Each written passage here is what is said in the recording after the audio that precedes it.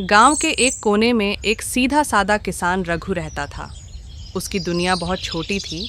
एक छोटा सा खेत, एक मिट्टी का घर और उसका सबसे प्रिय साथी, उसका बैल सुरमा। रघु और सुरमा की दोस्ती बहुत अनोखी थी। सुरमा सिर्फ एक बैल नहीं था, बल्कि रघु का परिवार था। रघु की आर्थिक स्थिति बहुत अच्छी नहीं थी।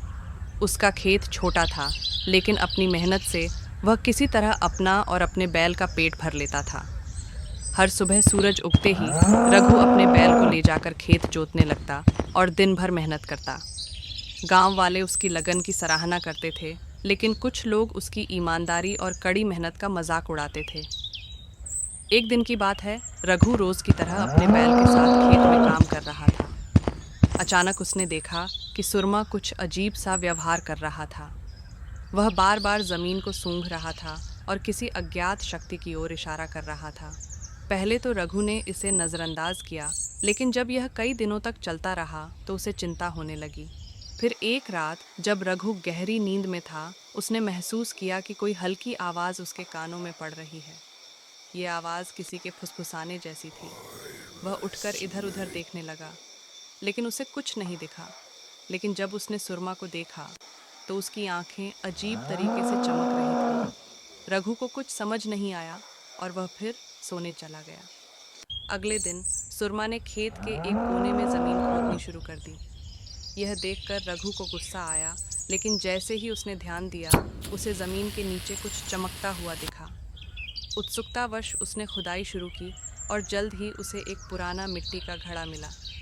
जब उसने उसे खोला तो उसकी आंखें फटी की फटी रह गईं। वह घड़ा सोने के सिक्कों से भरा हुआ था। रघु की खुशी का ठिकाना न रहा। वह तुरंत घड़ा लेकर अपने घर चला आया, लेकिन तभी उसके मन में एक सवाल उठा। आखिर सुरमा को इस खजाने के बारे में कैसे पता चला? क्या यह महज एक संयोग था या फिर कोई और रहस्य इसमें छिपा था? उस रात जब रघु गहरी नींद में था, उसे एक सपना आया। उसने देखा कि एक वृद्ध व्यक्ति सफ़ेद धोती पहने उसके सामने खड़ा था। उसकी आंखें गहरी और चमकदार थीं।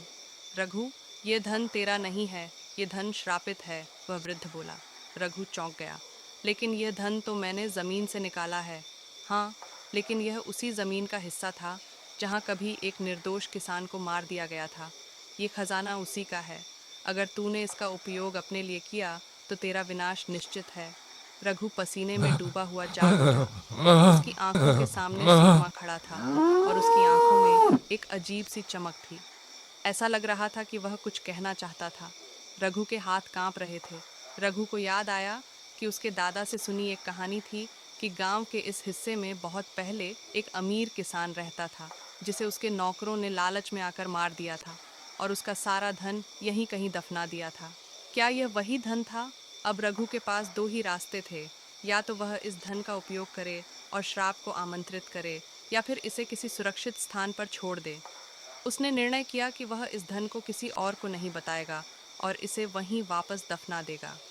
अगली सुबह रघु ने सुरमा को साथ लिया और दोनों उसी स्थान पर पहुंचे।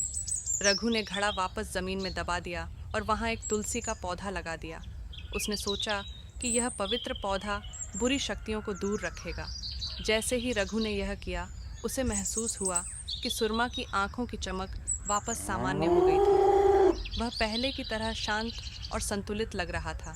यह देखकर रघु को महसूस हुआ कि उसने सही निर्णय लिया है। उस दिन के बाद से रघु का जीवन पहले की तरह सामान्य हो गया। उसकी फसल अच्छी होने लगी, उसकी मेहनत रंग लाने लगी और सबसे बड़ी बात, उसका बैल सुरमा पहले से ज़्यादा स्वस्थ और खुश नजर आने लगा। लेकिन रघु ने कभी किसी को इस रहस्य के बारे में नहीं बताया। वह जानता था कि कुछ चीज़ें ऐसी होती हैं जिन्हें दफन ही रहने देना चाहिए।